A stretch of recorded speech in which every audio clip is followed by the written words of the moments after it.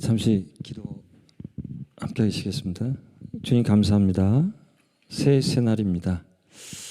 이 시간 주님께 드릴 수 있도록 우리를 깨워주시고 인도해주시면 감사합니다. 부족관종 이 자리에 섰으니 우리 디셀드로프 내한의 교회 우리 성도님들과 또 저의 마음과 올 한 해 또 새로운 소망의 씨를 심겨주시고 그 씨를 통해서 좋은 열매를 맺는 한 해가 될 수 있도록 더 나은 우리들이 될 수 있도록 하나님 축복해 주시고 저를 붙잡아 주시옵소서. 감사하며 예수님 이름으로 기도합니다. 샬롬, 새해 복 많이 받으십시오. 자, 복은 많이 받을수록 좋습니다. 그래 많이 받아 또 나눌 수 있기 때문에 특별히 우리 또 한국도 아니고 저는 또 멕시코, 여러분도 이 독일에서 이렇게 어찌 보면 한국 민족의 그런 시야로 보면 객지 생활을 하시는데 이곳에서 복 많이 받으시고요.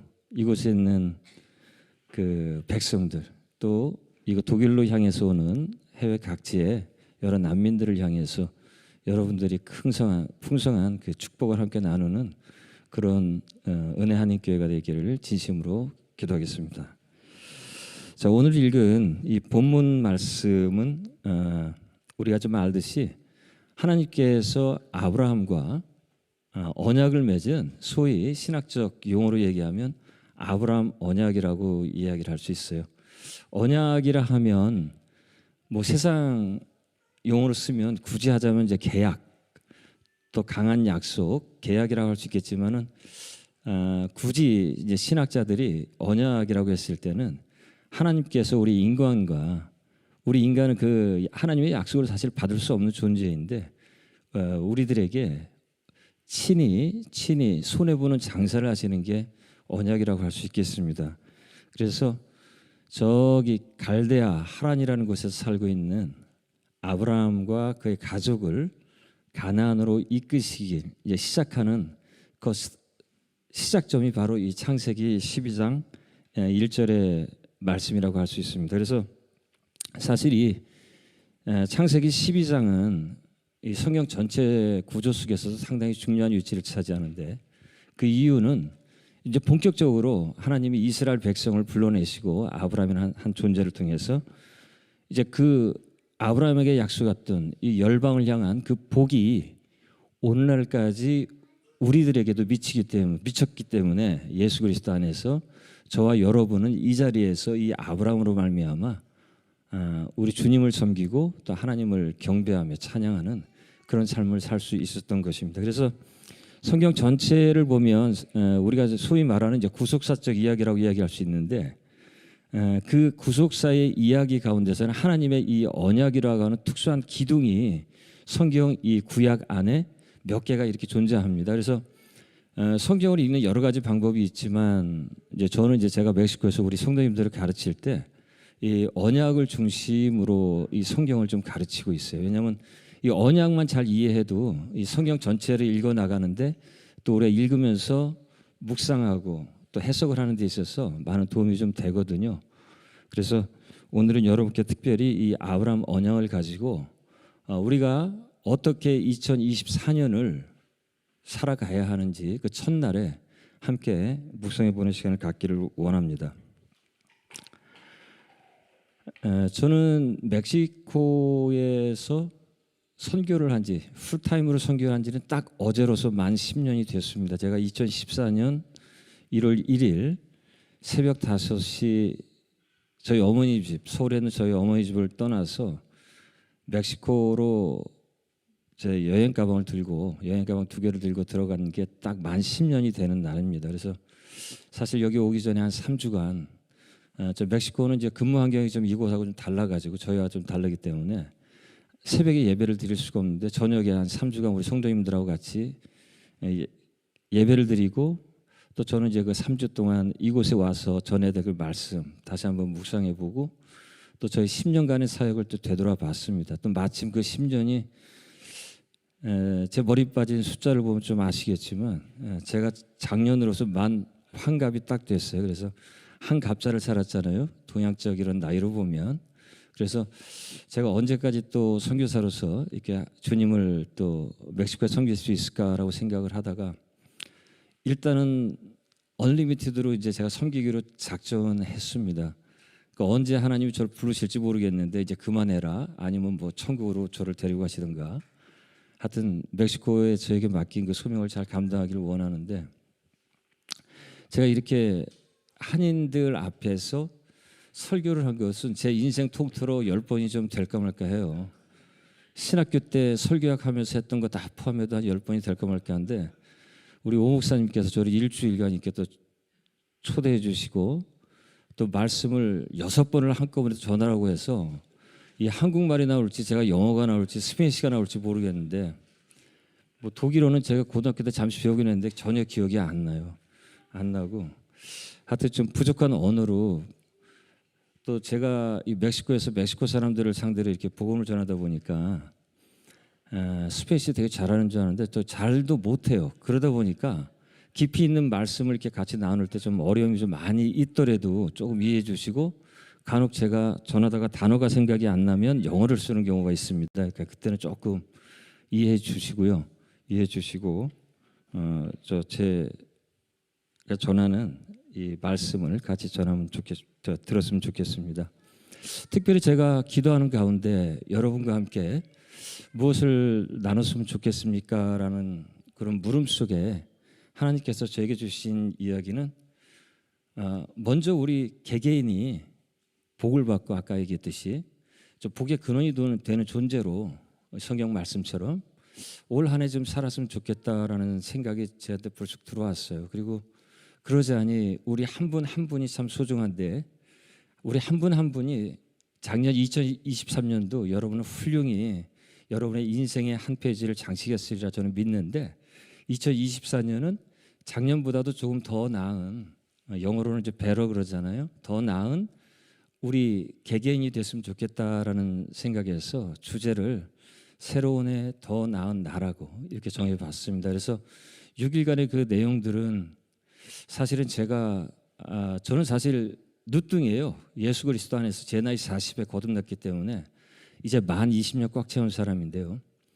그러니까 늦게 제가 거듭나고 또 그 과정에서 하나님께서 신학까지 공부를 시키시고 또 멕시코로 선교사로 보내시기까지의 그런 20년의 제 신앙 여정 속에서 내가 왜 이런 거를 진작 신앙생활 하면서도 아니면 신앙생활 하기 전에도 왜 이런 거를 내가 한번 내 인생을 가지고 고민을 해보지 못했을까라는 그런 주제입니다. 이 6가지 주제가. 그래서 조금은 그냥 편하게 릴렉스 하시면서 우리 자신을 한 분 한 분 좀 돌아보고 왜냐하면 저희가 변하기 위해서는요.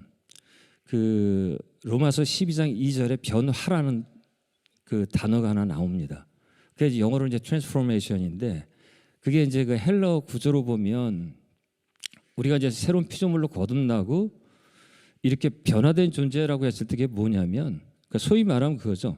나비가 있는데 나비 아름답잖아요. 이쁘잖아요. 가늘가늘하고. 근데 그 나비가 되기 이전에 그런 어떤 번데기의 과정 또 어떤 그 누에의 과정 그런 과정을 거치고 나서 나비가 되는 모습 이것이 곧 이제 변화라고 해서 엄밀히 얘기하면 한글말로의 그런 변화는 체인지 수준인데 굳이 좀 강하게 얘기하자면 변혁입니다. 그러니까 우리가 완전히 바뀌어지는 존재가 됐을 때 우리가 변화됐다라고 얘기하는데 우리가 더 나은 존재가 되기 위해서는 먼저 내가 좀 스스로 나를 돌아보고 벗겨낼 건 벗겨내고 더 나아갈 건 나가야 되는 이제 그러한 변혁이 올해 여러분과 저의 삶에 좀 있기를 진심으로 원합니다. 그래서 이 아브라함이라는 이 주제를 제가 여러분과 함께 나누면서 왜 아브라함이 이 성경의 이름이 기재가 되고 또 믿음의 조상이라고 할 수도 있잖아요. 어느 정도로 이 부분이 중요하냐면 사실 신약 성서의 제일 첫 마태복음 1장 1절의 구조 속에서 그것이 아주 뚜렷이 드러나요. 왜냐하면 이 성경의 모든 구조가 예수 그리스도가 오기까지 그러니까 예수 그리스도는 이 아브라함 언약을 성취하신 분이시가 하거든요. 그래서 마태복음 1장 1절이 뭐라고 선포를 하냐면 그러니까 다윗과 아브라함의 자손 예수 그리스도의 세계라고 첫 마디를 딱 이렇게 선포를 합니다. 결국 신약 성서에 예수가 온 배경은 여기부터 시작이 되고 또 아브라함의 자손으로서 온 그 예수 그리스도 안에 그 한 씨로 말미암아 여러분과 제가 오늘날 21세기 2024년 1월 1일에 이 자리에 있는 줄로 믿습니다. 근데 이제 이 아브라함 이분이 이렇게 유명이 되기까지는 사실은 이분이 살았던 지역을 한번 좀 살펴볼 필요가 있어요. 어디서 살았냐고 성경은 이야기하냐면 하란이라고 우리한테 이야기를 합니다. 그죠? 그러니까 하란이 어디냐면은 우리가 이제 역사 시간에 책에서 보면 이제 메소포타미아 유프라데스강 있는 그 지역에 이제 있는 도시가 하란이고, 이 하란에 오기 전에 그들은 어디에 살았냐면은 이제 성경적 언어로서도 이제 메소포타미아라고 사도행전 7장 2절에서는 이야기를 해요. 그 우르라는 지역에 삽니다. 거기서 하나님께서 끄집어내요. 그 아버지 데라와 그의 가족, 아들 그 아브라함과 그 일가를 끄집어내고 가나안으로 가라 그랬는데 이 가족이 오다가 머문 곳이 하란입니다. 그래서 하란에서 잘 살았어요. 그걸 이제 알 수 있는 게 오늘 읽은 본문의 이제 4절에서 그걸 얘기하죠. 그 하란을 떠나 가나안 들어올 때 아브라함이 가진 재산이 무진장 많았다고 이제 쉽게 얘기하면 지금 3절 4절에는 이야기를 합니다.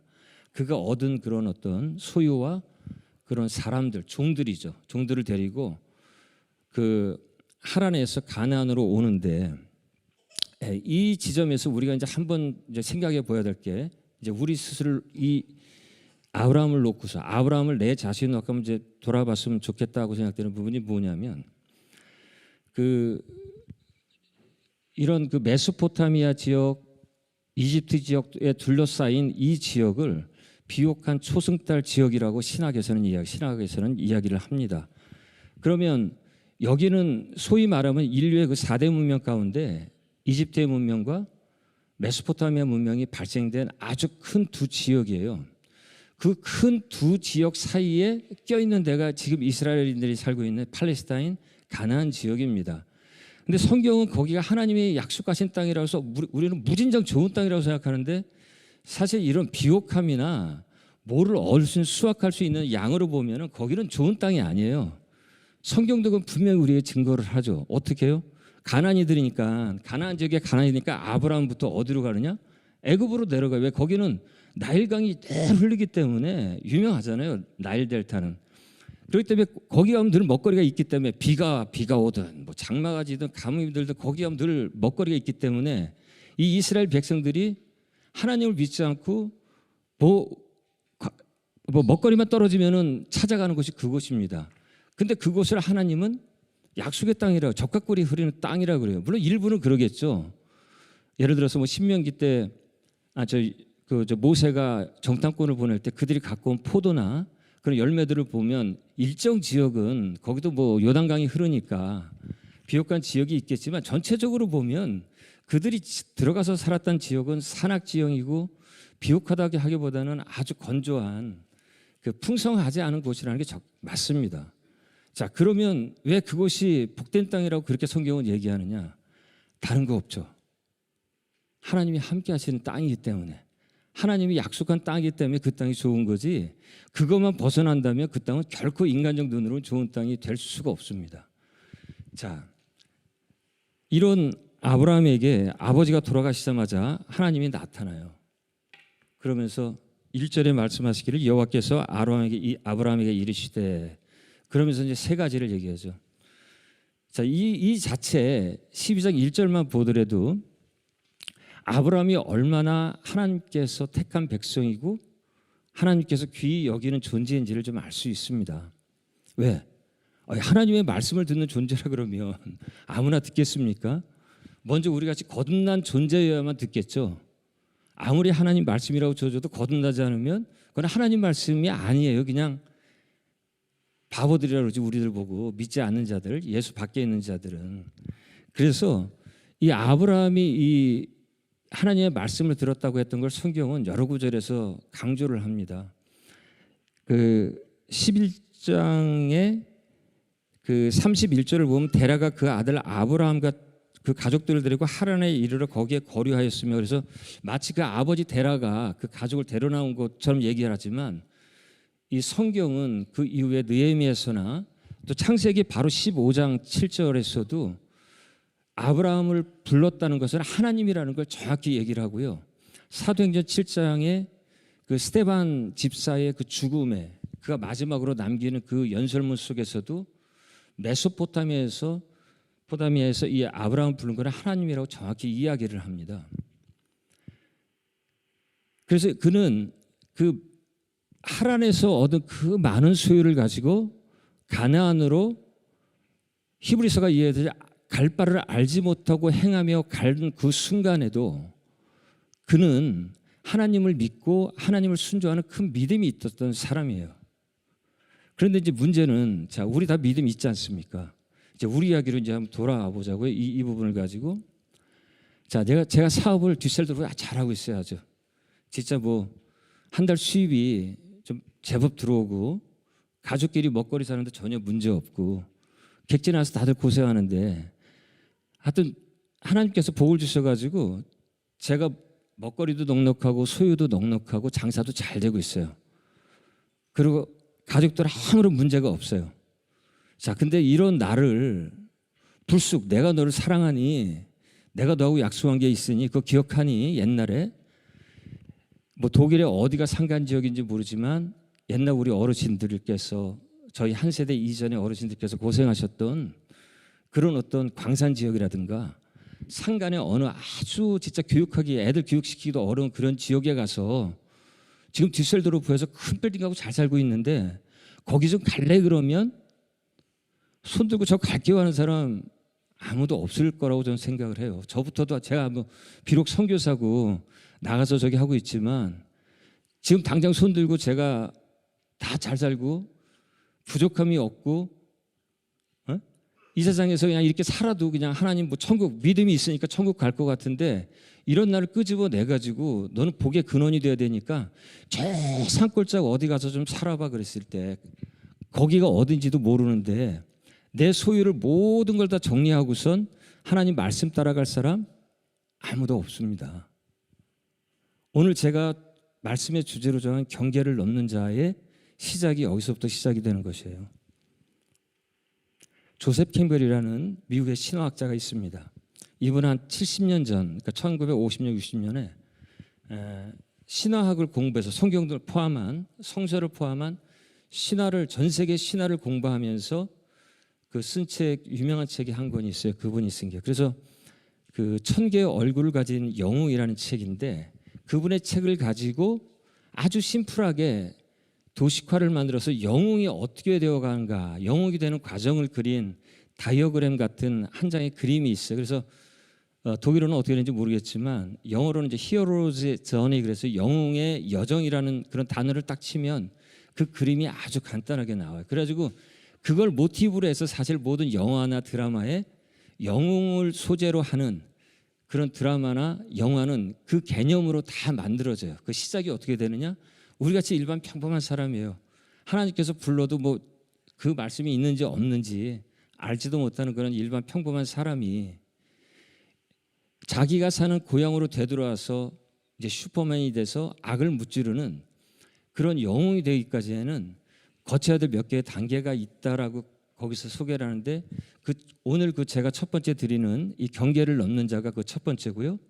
두 번째는 그 아비스, 영어로는 아비스가 심연이라는 그런 뜻인데, 우리의 죽음과 부활이 반드시 우리의 삶에 있어야 된다. 이 부분은 제가 내일 여러분과 함께 나눌 예정이고요. 그리고 그 이후에 아버지하고 화해를 통해서 내가 다시 제자리, 나의 고향으로 돌아왔을 때 나는 이전과 가진 다른 평범하지 않은 영웅이 된 존재라는 것이 이 다이어그램의 개략적인 구조입니다.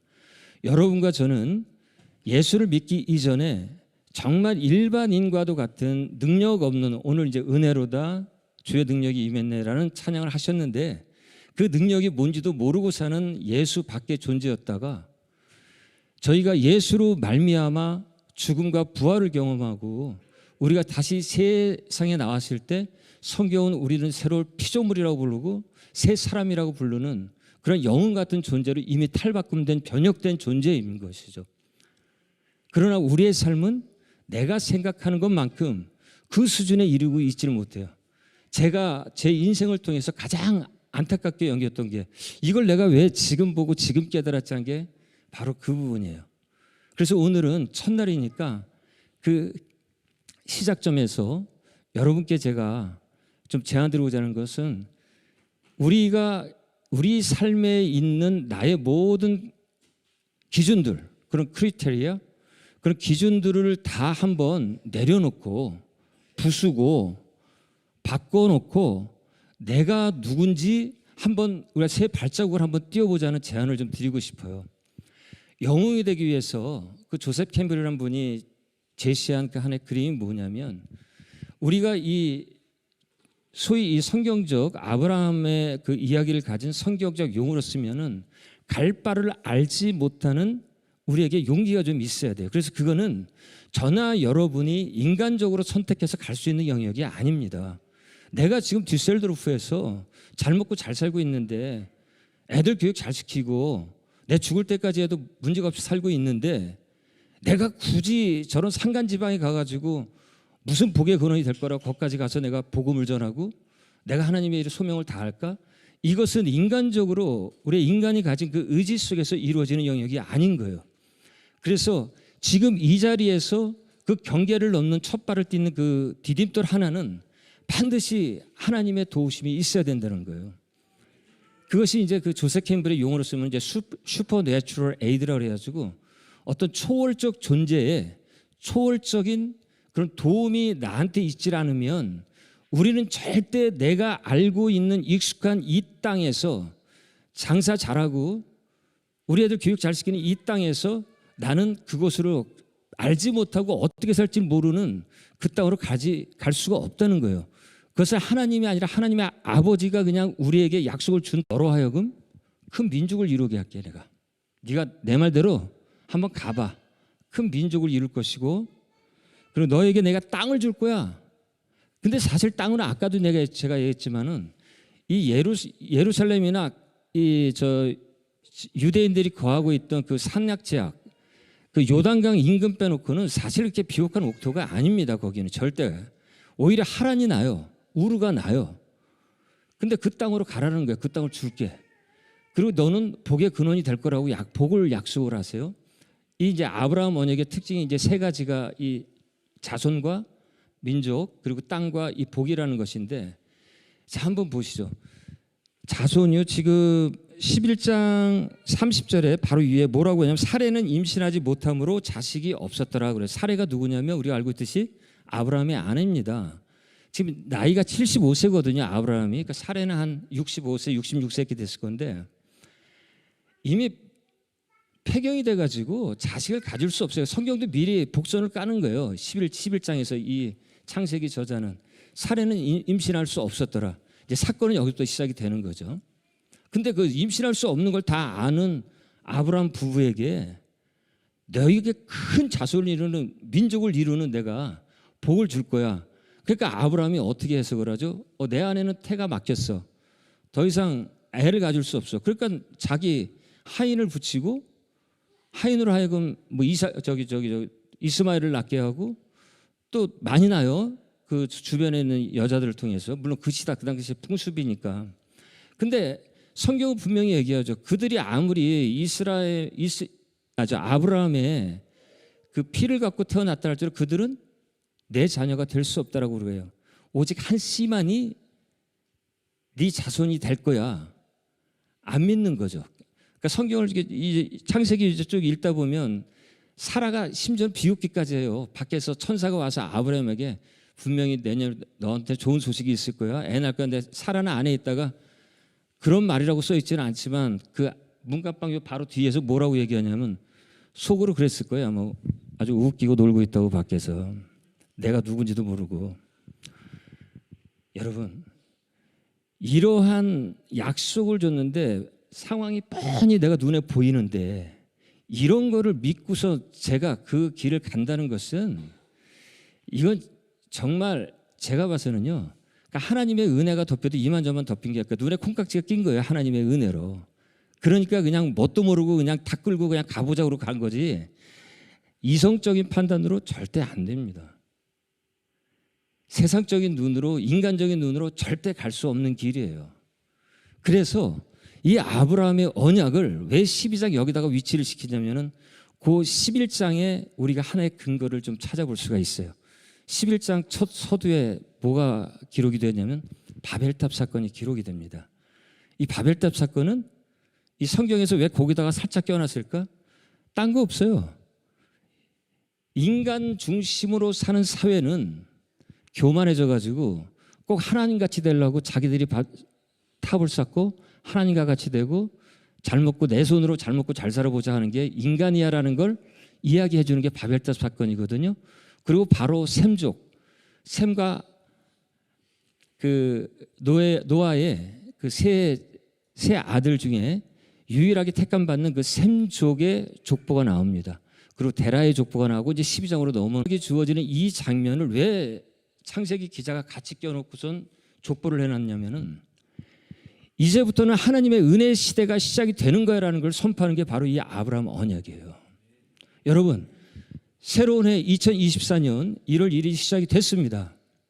우리는 더 나은 삶과 더 나은 나를 위해서 올해 한번 분투해 보고자 하는데 내 힘으로는 안 된다는 걸 먼저 깨닫고 이거 제가 내일 말씀드리겠고, 두 번째는 이제 하나님의 은혜가 시작됐어. 오늘 은혜로다. 어떻게 우리 찬양하신 집사님 정말 감사한데 짠 거 없어요. 근데 어떻게 또 그 찬양을 해주셨는데 진짜 그 하나님의 은혜가 없이는 여러분 우리의 미지의 세계 우리가 알지 못하는 그 땅 절대 첫 걸음 내딜 수가 없습니다. 오늘부터요 일주일간 저와 여러분은 그 하나님의 은혜를 구하는 그 시간들이 되길 원합니다. 잠깐만요. 제가 지금 목사님하고 약속해서 30분이 벌써 다 돼버렸는데 1월 2일 근무하시는 분 안 계시죠? 그죠? 전 세계 공휴일 날이니까 제가 10분만 더 쓸게요. 10분만. 그리고 기도는 하시다가 이렇게 가시면 돼요. 저 끝까지 해도 되고 하시다 가셔도 되고. 이제 그 은혜를 정말 좀 사모했으면 합니다. 베드로 후서 3장 18절에도 그 얘기를 해요. 너희들은 자라야 돼. 성장해야 돼 라고 하면서 두 가지를 이야기합니다. 베드로가. 그게 뭐냐면 하나는 하나님의 은혜고요. 은혜 안에서 자라나라. 그리고 예수 그리스도를 아는 지식에서 자라나라.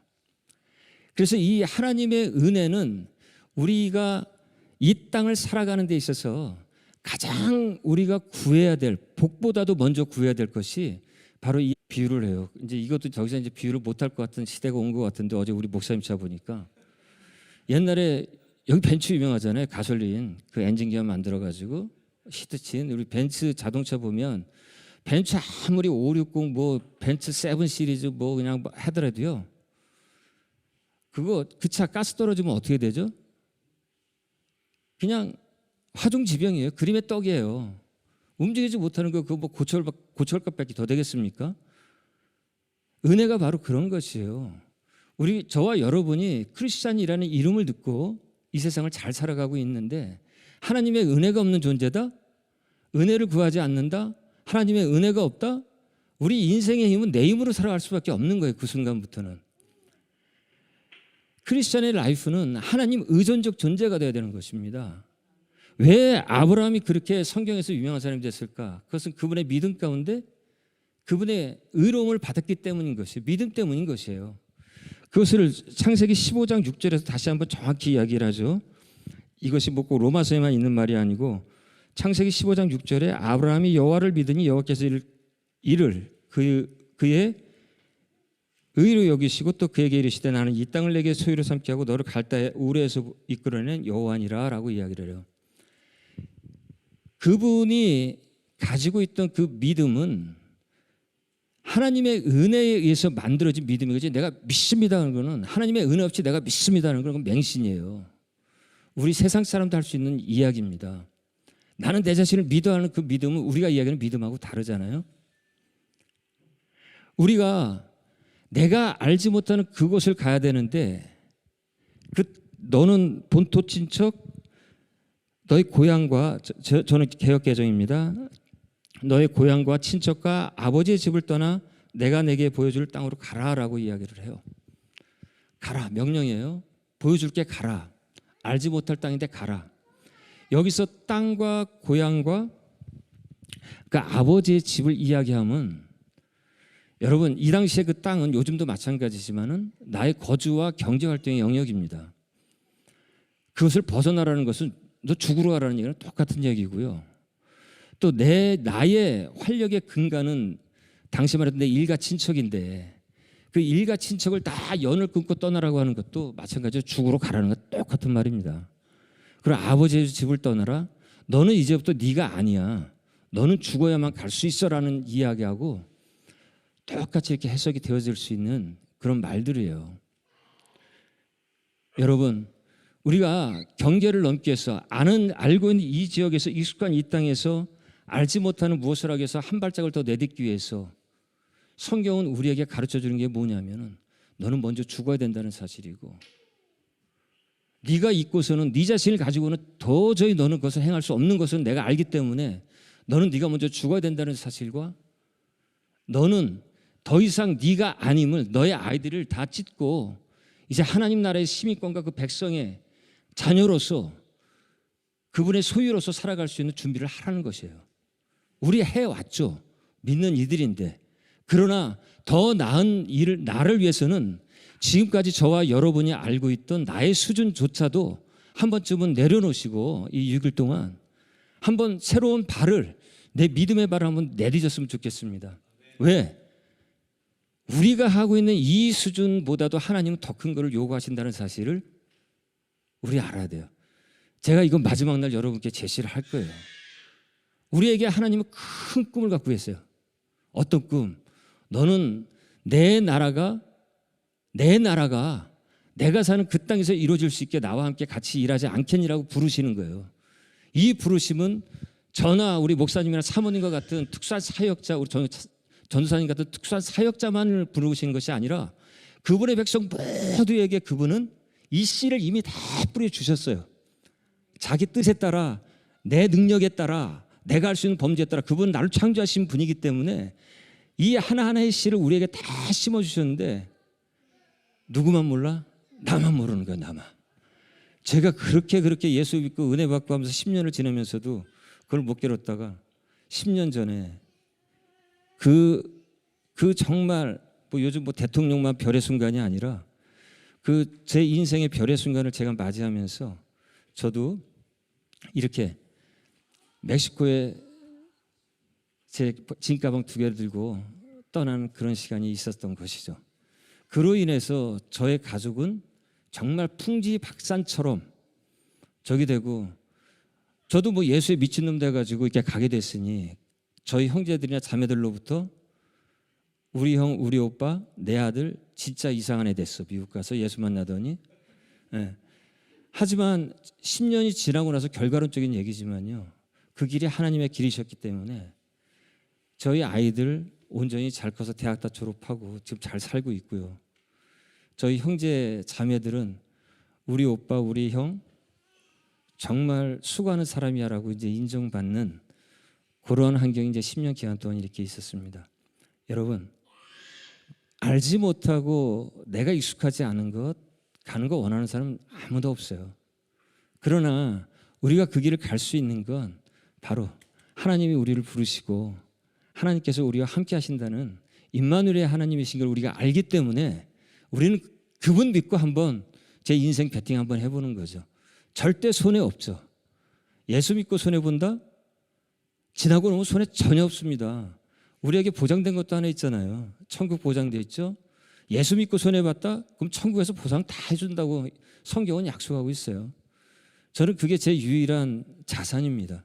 아무것도 가진 것 없고 정말 어찌 보면 비참한 인간적 존재인데 하나님께서 저를 붙잡고 있다는 사실과 또 제 자신을 내어드렸을 때 그분이 저를 사용하신다는 것 자체, 그것만으로도 저는 정말 감사하고 행복하고 또 열매 맺는 삶을 지금 살아가고 있습니다. 오늘 첫 시간에 제가 본의 아니게 한 10분 정도 더 여러분 귀중한 시간을 썼는데, 오늘 이 시간이 정말 기도하는 가운데 여러분께서 인생의 경계를 나이 구분하지 마세요. 저도 50에 나갔어요. 아직 제가 보니까 저보다 나이 많으신 분 몇 분밖에 안 계시는 것 같은데 50에도 나가는데 뭐 여러분 나이에 얼마나 더 하나님께서 기뻐 또 풍성한 열매를 받으시겠습니까? 또 여러분 나이에 준비하시면 더 큰 열매를 저보다 준비할 수 있을 거라. 우리 목사님보다도 더 준비하고 우리 뒤늦게 철들어가지고 예수 따라간 사람들이잖아요.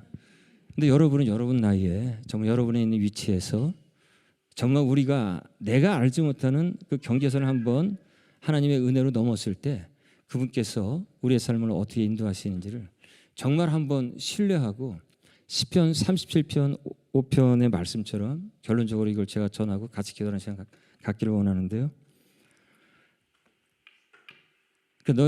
너의 길을 잠언 16장 3절은 너의 행사를 그렇게 하죠. 우리 많이 사업하는 사람 보면 이 구절 있잖아요. 너의 길을 여호와에게 맡겨라. 그리고 그를 신뢰하라.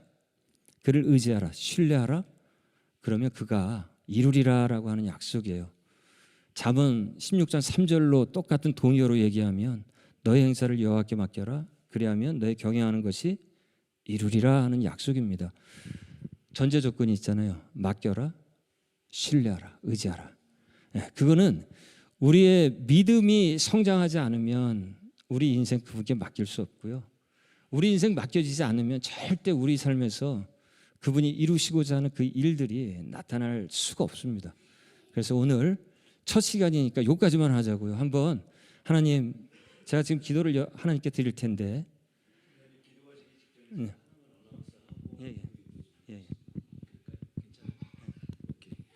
우리 부탁 하나 좀 드리겠습니다. 저는 개인적으로 지금 너무 많은 기대가 되는데 여러분도 그러십니까?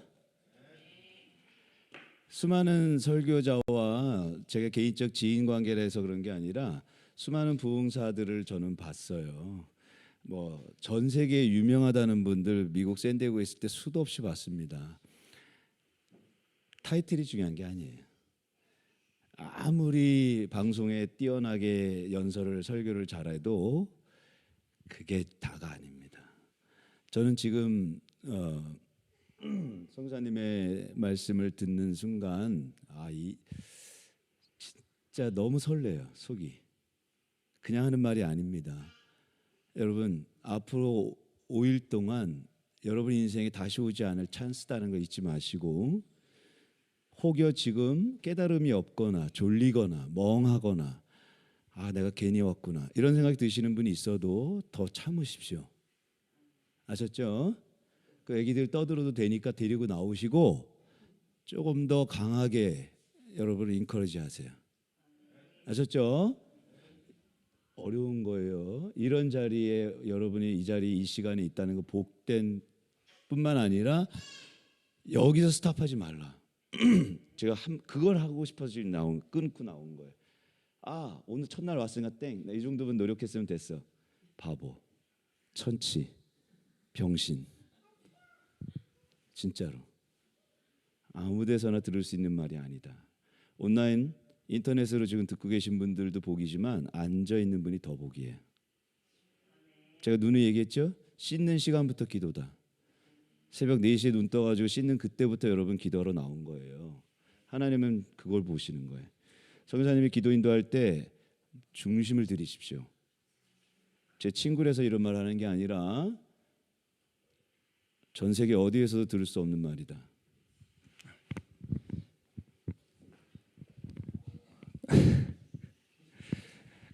제가 기도하면서 이 6일간 저기 하면서 6개의 퍼즐이 있는데 그 첫 번째 퍼즐인 것이에요. 첫 번째 퍼즐인 것이고 애 막 떠들고 그래서 괜찮습니다. 저는 천막 교회를 하고 있어요. 10년간 천막을 칩니다. 제 손으로 치고 무릇 그러면서 첫 번째, 두 번째 교회는 이제 교회 형태를 만들어서 제 동료 목회자 선교사에게 드리고 저 목회하게 하시고 두 번째 교회는 우리 저 멕시칸 목사 이렇게 할 수 있게끔 이제 바뀌었는데 세 번째 교회는 제가 다시 개척을 하면서 또 천막으로 하고 있어요. 그래서 이렇게 우리 뭐 교육실이 이런 게 없습니다.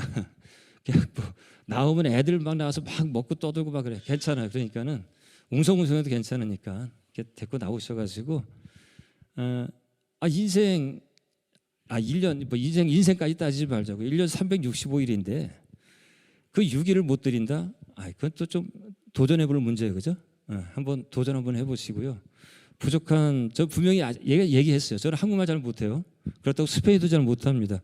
그러나 제가 전하는 메시지가 여러분의 가슴속에 기록이 되어가지고 새겨질 수만 있으면 저는 이 은혜 하나님께 온 거 제 할 도리를 다 하고 떠날 거라고 생각을 하는데, 자, 제가 늘 목사님하고 기도하면서 익숙한 부분이 있을 텐데 저도 비슷해요. 사실 갈보리 출신이라 샌디에고에 뭐 저도 이제 그렇게 하고 제가 좀 강청 기도를 여러분께 좀 권할게요. 그러니까 주여 삼창을 부르짖고 기도하기를 원합니다. 물론 기도의 수준이 어느 정도 올라가신 분은 그 뭐 묵상 기도를 하든 침묵 기도를 하든 또 강청 기도를 하든 그냥 뭐 어떤 식으로도 다 자유로우신데, 제가 왜 여러분께 강청 기도를 좀 권유하냐면 혹시 이 가운데 영적으로 좀 이렇게 다운이 되거나 아니면 그동안 기도의 끈을 좀 놓았던 분들이 있을 수도 있습니다. 이런 분들한테는 침묵 기도를 하게 되면 절대 회복 안 돼요. 그럼 목회자인 저도 제가 막 다운됐을 때 조용히 한다? 안 돼요. 그럼 저는 일부러 목회자이기 때문에 특권이 하나 있잖아요. 우리 성도들한테 다 나와. 오늘부터 일주일간 우리는 전 새벽은 못하니까 일 때문에 저녁에 특별 집회, 왜냐하면 제가 좀 회복하려고.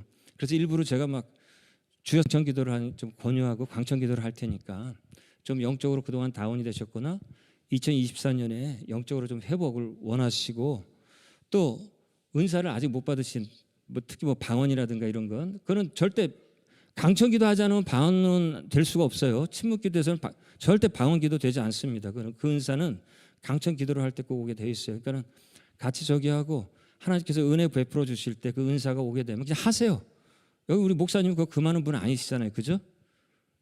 제가 아는 분은 절대 금하는 분은 아니에요. 그러니까 저도 여러분께 양해를 구하고 기도하는 가중에 방언으로 하다 한국말로 하다가 뭐 스페인어도 나올까 모르겠어요. 습관돼 가지고 한 10년 동안 또 스페인 나올 수 있는데 그거 이해 좀 하시고, 그것도 방언이니까 여러분에게는. 자, 다 같이 일어서서 자, 주여 3번 크게 부르짖고, 오늘은 특별히 내가 인생의 2024년 1월 1일 이 순간 내 마음에 커다란 첫 디딤발을 하나님 앞으로 내딛겠습니다. 정말 그 아브라함의 그 첫 걸음이 없었으면, 첫 디딤이 없었으면 오늘 저와 여러분 이 자리에 있을 수가 없습니다. 자, 우리 인생이 변화되고 더 나은 날을 위해서, 더 나은 우리의 삶을 위해서 다 같이 주여 3번 부르짖고 기도하도록 하겠습니다. 주여, 주여, 주여.